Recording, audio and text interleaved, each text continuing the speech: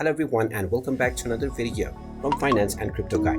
In this video, I'm going to show you how to log into your existing account on Paxful.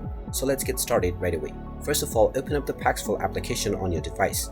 And now in order to log into your existing account, tap on the login button. You will now be asked to enter your credentials. Go ahead and enter your email address that you used while signing up for your account within the email address box, and then enter your account password underneath within the password box. You can then click on the login button and you will be logged in to your Paxful account right away. In case you have turned on two-factor authentication, you will be asked to enter the verification code that has been sent to your inbox. Just check your inbox and enter this verification code within the given section and you will be logged in right away.